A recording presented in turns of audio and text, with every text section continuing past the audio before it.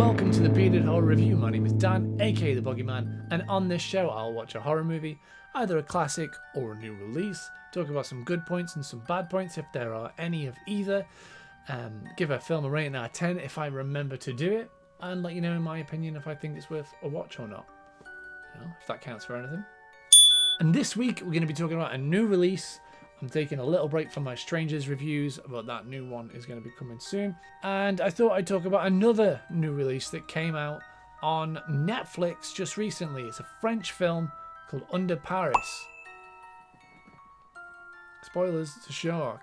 Yeah, so let's talk about another film, a new film. I needed to take a break from The Strangers. I was a big fan of The Meg, which is a review here. So when this came out, I was like, ooh, a shark film set in Paris.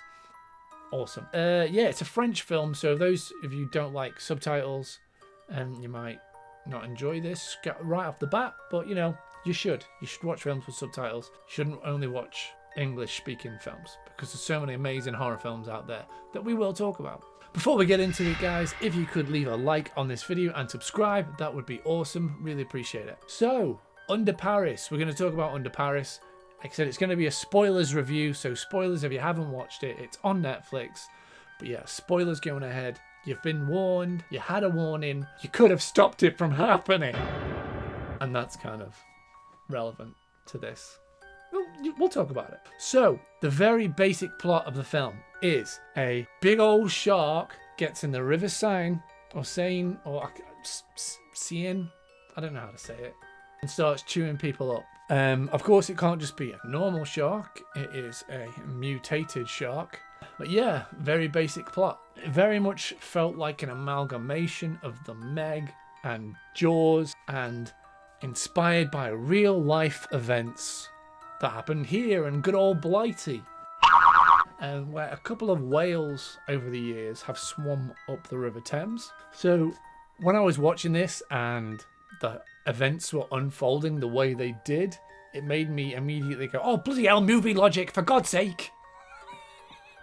Because we'll get there.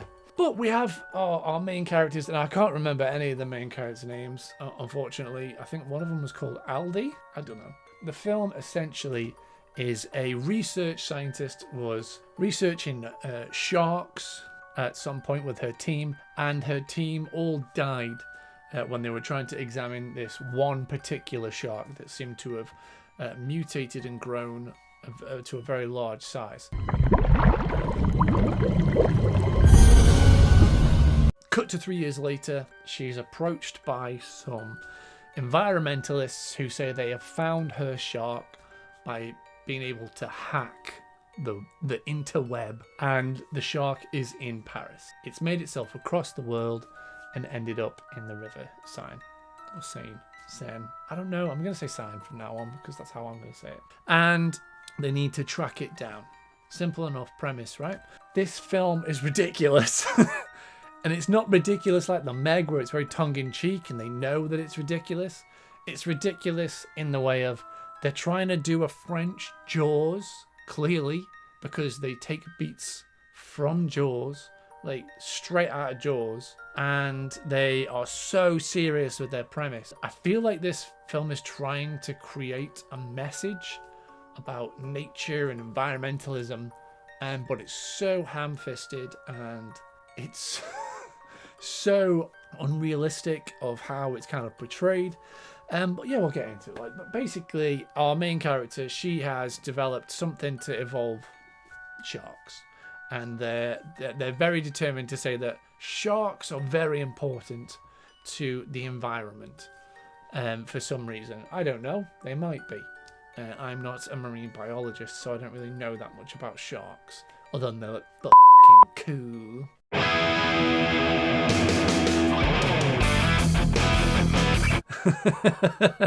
But after the death of her team, where for some reason when this team of divers get killed by the shark that they just swam in the water with, and she dove in with no gear on whatsoever, she saw everyone get killed. She's given up. She works in a museum, or I think it might be an aquarium, but I don't know. It's hard to tell. And she's approached by this woman who says basically they found the shark and it swam into the river Seine. But there's a twist. They don't want to kill it, even though they know the shark will kill people, because it's clearly acting out of character. What they want to do is get it out to sea, and fair enough. But immediately, they're a covert operation. There's a scene where they kind of go into the secret base of where these marine biologists, who are basically doing marine terrorism almost, where they're like hacking boats and ships and servers, you know, real 90s hacker stuff. Got to get past the mainframe into the Matrix. And they walk in and it's like MI6. They've got these computers sat around on tables and they've got projectors up projecting videos of sharks. It's just like, what? Why is this happening? It looks so stupid. It tries to portray them as like this really cool, awesome people who are, you know, these are the right people. And you know what? Yeah, I agree with the fact that, you know, we should create sustainability and we should protect wildlife. But you don't need to be an MI6 hacker and have this secret society. It's just a bit dumb. Just, you know, charity will do. They try and go and track down the shark by going into the Seine at night. That's two of our main characters. Another one of our main characters is a police officer. Now, these police officers are shown to be the best people in the world. At the start of the film, it seems that a massive amount of unexploded shells are found at the bottom of the River Seine. This police officer kind of helps get them all out, get 142 out, but for some reason they don't clear them all up, even though they're 1 week away from a triathlon that's going to be happening right in that spot, even though the River Seine is 700 odd kilometers long. And it has to go on. And oh my god, this is where the shark's also swimming around. Yeah, it's... but he clears all those up. They go and take books and clothing to some homeless people that live on like a small island in the middle of the Seine or something. And they're kind of like, they show him as being this nice guy, even though he's handsome and buff, and you know, he just wants to do the right thing. He arrests our main character, the young female activist. She gets arrested, and instead of telling the police what's going on, they're constantly battling and arguing and screaming, they're gonna kill the shark, you didn't say it. I'm getting really angry. When I watched this, I was like, after like 10 minutes, I was getting so annoyed and I was speaking out loud. I decided to put up a camera and video my reactions, and these are one of the things that came out of me. How did everybody fall in the water? How do you trample someone underwater? No, where is it? Where's everybody going? You're right, she is not to blame. That stupid woman who decided to swim with a giant mutated great white shark. Again, not listen to the shark expert.